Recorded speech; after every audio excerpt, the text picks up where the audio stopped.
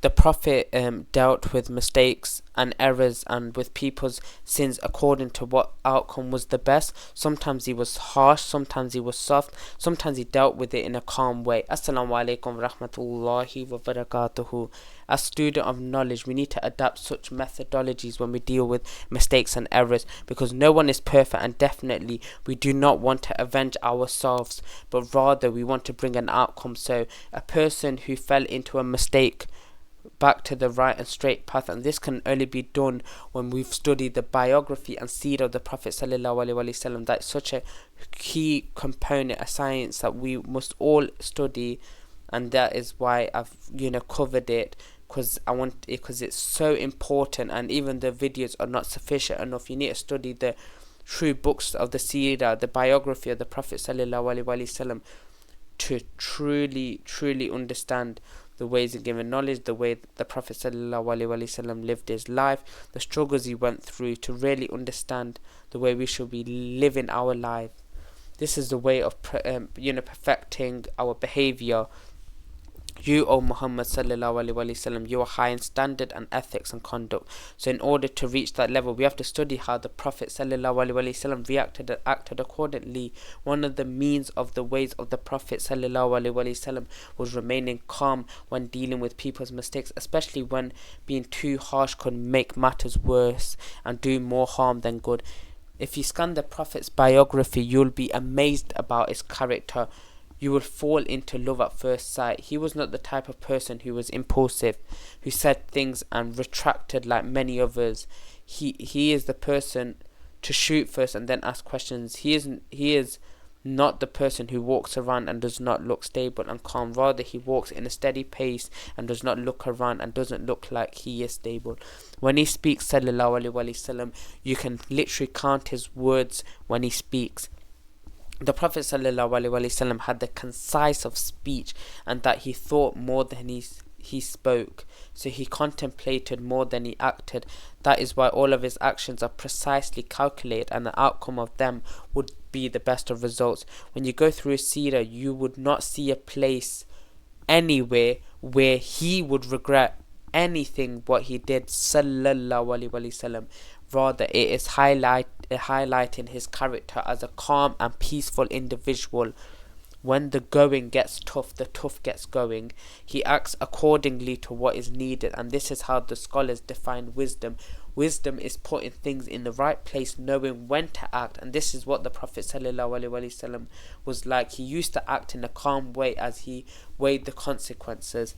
The hadith of the Bedouin who came to the masjid and he made dua. Some said he made dua before the incident, some say after the incident. He said, "O Allah, have mercy upon me and Muhammad, but do not have mercy upon anyone else." And the Prophet ﷺ heard this and smiled. Allah's mercy is so huge, so wide, and you have to, you can't limit it to two of us. It's not nice. A while later, when the Prophet was talking to his companions in the masjid of Medina, the man started to urinate. He was well established in the souls of the companions that this is inappropriate. These masjids are not a place for these heinous acts, filthy acts. So the companion wanted to go and attack the man to prevent him from urinating. The Prophet ﷺ, with his insight, with his knowledge, knew that there were only two courses of action. One is that the man would be stopped, and that had two end results. Either he would succeed in stopping him, and that would physically and mentally harm him, or they would fail in stopping him, which would startle him, and he would try to run away, causing urine to smear his own body and spread the whole masjid instead of it contained in one spot. The second course of action would be to leave him alone, and this is an evil act, but this is a lesser of two evils, because now the urine would be just limited to this particular area which he was urinated, which could easily be cleaned and washed off, and the man's clothes and body would not be soiled with such impurities. So the Prophet ﷺ on the spot came to this conclusion, and this shows you as a da'i, you should make calculations in a split second and weigh in the pros and cons, and this is part of common sense. It's part of studying the essentials of fiqh, refrains from your thought process. Usul fiqh is studied by lawyers so they can understand how they can deal with situations. And so the Prophet ﷺ reached the conclusion and said to the people, when they attempted to stop him, he said, "Leave him alone and throw a bucket of water over it. You are being sent to make things easier, not to make things hard. O Prophet of Allah, we are here to guide us. When giving dawah, we don't realize the consequences of our actions or the hurtful impact our words have upon others. Sometimes we have to hurt people, such as, generally speaking, do not do it until you weigh the pros and cons. The Prophet highlighted the fact that you were sent to make things easier, not hard. When giving dawah, making things easy for people doesn't mean we make haram things halal. It isn't saying listening to music is not haram. Mother Aisha said, Prophet Muhammad ﷺ was never given a choice between two things except that he would choose the easiest of them unless there is haram. If there is haram, he would be the furthest from it. If there are two things that are halal, always pick the easiest for the people. Don't be hard on yourself. The Prophet ﷺ saw a man doing this and asked, "Who is this?" He took a vow upon himself that he would not sit in the shade and would not ride.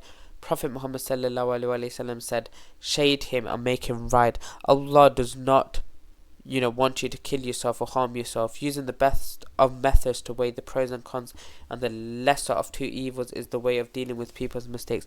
The Prophet ﷺ says, pour a bucket of water, and again this helps those with an OCD as well when they came to the issue of purity and impurity. The Prophet Muhammad ordered them to throw a bucket of water, which is 2 liters. If you have a drop of urine, this drop of urine spheres and soils the whole house. The Prophet ﷺ said, just throw a bucket of water and the problem is solved.